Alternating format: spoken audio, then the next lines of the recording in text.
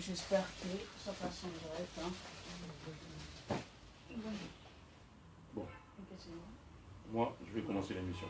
D'accord. Alors.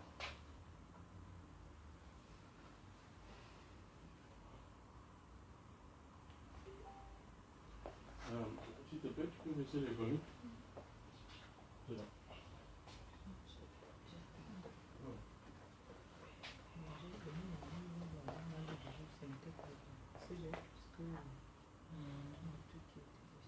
Et c'est parti. Shalom, shalom, mes bien-aimés. Que la paix du Seigneur soit avec vous. Aujourd'hui, nous nous retrouvons encore une fois sur ce plateau de Partol TV pour une émission, la parole divine. La révélation. Réponds. Attends.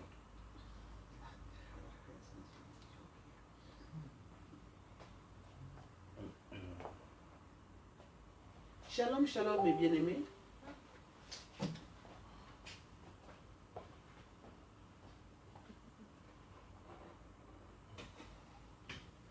C'est bon? Shalom, shalom, mes bien-aimés. Aujourd'hui, nous nous retrouvons encore une fois dans votre émission que vous aimez tant, la révélation divine. Nous sommes bien sur le plateau de Partol TV, ici dans Paris. Et aujourd'hui, nous avons accueilli la princesse de l'Éternel, la servante de Dieu. Elle s'appelle Sarah Sylvie Django. Et elle sera libre de parler de la part de l'Éternel. Elle a amené une révélation que le Seigneur lui a montrée, lui a parlé. Et je la laisse parler librement. Après, nous allons parler sur ce livre qu'elle a écrit pour que chacun et chacune de nous puisse avoir accès et lire et comprendre et savoir ce que le Seigneur veut pour ce temps de la fin. Sans plus tarder, je suis tellement pressé de l'écouter parce qu'elle a beaucoup à nous dire. Le Seigneur l'utilise puissamment. C'est vraiment la fille du Seigneur. Et moi, je suis tout le temps en train de traquer ces femmes de dernier temps que le Seigneur a mis à part. Elles se sont consacrées à l'Éternel. Elles se sont données à Dieu. Et Dieu les utilise pour que nous soyons bénis et que nous soyons sauvés. Sans plus tarder, je vous présente la servante de l'Éternel. Shalom, Maman Sylvie, peut-être de l'Éternel.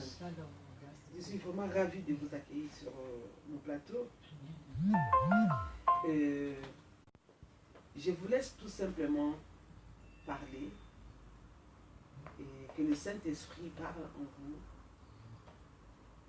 Et vous pouvez commencer. Amen. Amen. Bonjour, peuple de Dieu. Shalom, shalom. Nous voulons t'inviter, toi qui es à Bahamas, aux États-Unis, toi qui es en Afrique, en Asie, en Occident, en Orient, mais encore à Mopolo, où je suis né. Toi qui te trouves en Afrique du Sud, dans les îles, en Martinique, toi qui te trouves encore, je veux dire, à l'hôpital, devant cette télévision Partol. Et si toi, tu es encore découragé, sache bien que si tu es découragé, alors je t'invite à mettre ta ceinture parce que nous allons décoller. Nous allons décoller, pourquoi? Parce que c'est un bateau divin dont nous empruntons maintenant. Le rocher dont Jésus m'a ravi en esprit et m'a mené sur ce rocher. Et nous nous sommes envolés dans cet avion du rocher éternel. Et je te dis, si tu es malade, toi la délaissée, toi l'abandonner, la mise à part de Dieu ou pas, toi qu'on t'a sous-estimé, toi qu'on t'a mise vraiment de côté, sache que Jésus prend les choses viles pour comprendre les sages et les intellectuels. Et nous voulons remettre ce moment entre les mains du Seigneur sachant que dans notre bateau divin, c'est lui le seul maître incontesté au volant de notre navire. Et c'est lui qui torche ce navire et le dirige, c'est le Saint-Esprit. Le seul maître incontesté, ça veut dire c'est la torche divine. Parce que si tu marches sans phare dans ta vie, ça veut dire tu ne peux pas aller très loin. Et nous avons la gloire du Père qui nous couvre. Éternel Dieu de grâce, de bonté, Dieu de miséricorde, nous voulons encore te confier ce moment. Nous voulons t'inviter de siéger au milieu de ton peuple. En ce temps dernier où tu es proche et plus que proche à la porte, un pied dedans, un pied dehors, nous voulons t'inviter de siéger au milieu de nos cœurs. Et que toi, Saint-Esprit, le seul navigateur, le seul maître incontesté qui a ressuscité Jésus dans sa tombe le 3e jour, prends place. Nous te confions la place. Et que dans ce navire divin, toi seul, qui es la gloire du Père, qui a conduit les mages vers le petit Jésus, que tu te lèves maintenant et tu nous couvres de ta gloire. Et que les cieux s'ouvrent. Que les cieux s'ouvrent. Que les cieux s'ouvrent sur la France. Les cieux s'ouvrent sur l'Afrique, l'Asie, l'Occident, l'Orient, l'Antarctique, l'Europe, l'Amérique, les îles. Que les cieux s'ouvrent dans les hôpitaux, toutes les souffrances, les prisonniers, les sans-abri, les sans-papiers, les déplacés. Que les cieux s'ouvrent au milieu de tous les présidents de ce monde. Touche encore leur cœur pour qu'ils mettent de Jésus numéro 1.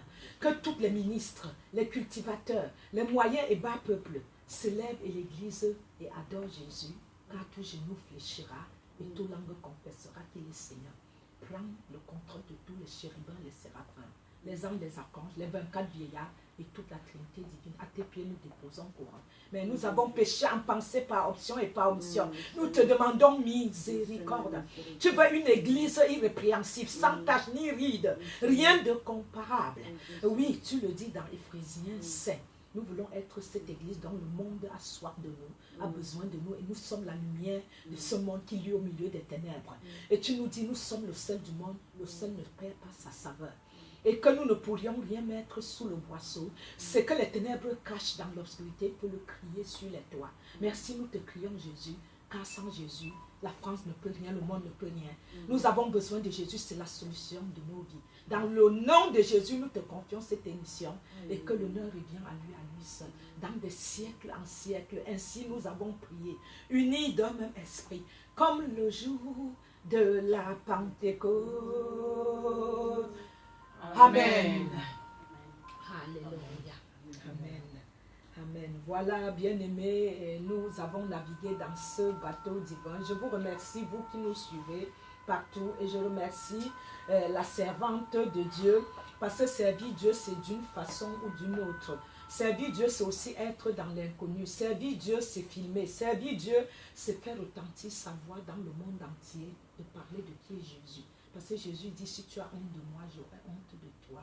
Et si tu me proclames, je plaiderai pour toi auprès du Père. Et donc, il a dit, j'irai vous préparer une place pour que là où j'y sois, je reviens vous chercher, pour que je vous amène, pour que là où je sois, vous y soyez avec moi. Amen. Et donc, il l'a dit. Et je pense souvent à cela, et je pleure, je dis, l'Église n'a pas compris l'unité. C'est dans l'unité que nous sommes forts. C'est dans l'unité que dans l'enlèvement, en ce temps dernier, le monde a besoin de cette unité, de cet amour de Christ, pour que le monde puisse être relevé, le monde puisse être visité, le monde puisse être sauvé. Donc je vous remercie, je remercie la servante Béatrice de m'avoir invitée, et je remercie toutes les personnes qui nous écoutent, je remercie toute l'humanité, et toi qui nous suis, vraiment repositionne-toi si tu ne t'es pas positionné. Mais si tu étais positionné, repositionne-toi. Si tu n'étais pas du tout positionné, positionne-toi pour te repositionner. Je suis, amen, la servante Sylvie Django. La servante, Jésus dit dans la parole, je préfère encore vous appeler ami, parce que être serviteur ou servante, tu ne connais pas ce que fait ton maître. Et être ami, l'amitié dépasse tout, c'est encore mieux. Et donc, il m'a visité depuis mes 5 ans. Je suis l'évangéliste, j'ai les 5 ministères qu'il m'a donnés. Et j'aime évangéliste plus parce que je suis dans les métros, les RER. Et donc, je suis la prophétesse évangéliste Sylvie Django, le nom Sarah qui m'a donné la mère des nations. Et il m'a donné un ministère international. Et donc, il me visite depuis mes 5 ans. Je suis issue d'une famille de 11 femmes, 37 enfants. Et papa, vraiment, nous a élevés. Les parents n'ont pas été à l'école dans le temps. On a les ingénieurs dans la famille parce que rien n'est générationnel. Et Dieu te crée comme tu es, tel que tu es. Dieu ne dit pas, ta maman a une maladie, tu aurais aussi une maladie. Ton père a une maladie, tu aurais aussi une maladie. Simplement, il te dit, je t'appelle tel que tu es. Et tu es tel que tu es. Tu es Jean, tu es Paul. Tu n'es pas Marie de Magdala, tu n'es pas Saul de Tarse. Tu es celui que j'ai choisi que tu sois. Comme il le dit à Jérémie 1. Et donc, Jésus me visitait depuis mes 5 ans. Et comme il me visitait depuis mes 5 ans, moi j'étais aussi comme toutes les jeunes filles. Je ne comprenais pas que Jésus te parle dans tes oreilles. Et tu es la seule comme Joseph à comprendre la voix de Dieu, à le voir dans les visions, les songes. Je ne comprenais pas trop parce qu'il faut aussi le discernement. On a la jeunesse, on a tout, on respire que du mal autour de nous. Et donc nous n'arrivons pas à maîtriser vraiment, avoir le discernement, maîtriser l'appel de Dieu dans notre vie. J'ai des gens qui disent Dieu appelle-moi, mais moi je n'ai jamais demandé quoi que ce soit. Et puisqu'il me visitait depuis donc mes 5 ans, je l'entendais, je le voyais. Et donc il y avait le réveil au Cameroun dans les années 90 par là. Et les années 80-90, et il faut savoir qu'il y avait une vierge qui s'appelait Marie Lumière. Elle réunissait les jeunes filles dans le village qui étaient vierges. Et elle était catholique. Et donc Jésus, je le voyais, mais elle me disait toujours que Marie, compris Marie, elle m'avait offert une Bible. Aujourd'hui, j'en ai les Bibles, j'en partage. Merci Seigneur. Merci ma maman chérie Zangim. Papa est décédé. Django Paris comme Paris. Et Sonia, je t'aime Sonia Django. Je t'aime Christ aimé, maman Mabanza. Mbote, papa Mbote. Donc je vous aime. Et donc, amen. Les Bibles, j'en ai aujourd'hui. Oh, au village, tu ne pouvais pas avoir la Bible parce qu'il fallait que c'est les prêtres qui aient la Bible. La Bible était quelque chose de caché. Oh, Jésus dans les cieux m'a dit, la Bible doit être quelque chose que tu sculptes 24 heures sur 24. Parce que Jean 1 dit, au commencement était la parole, elle était avec Dieu, elle était Dieu. C'est Dieu la parole. Il faut sculpter, elle est Dieu. Elle est la parole de la prophétie. C'est elle qui te révèle ta destinée, cette parole. Et tu en as besoin d'elle.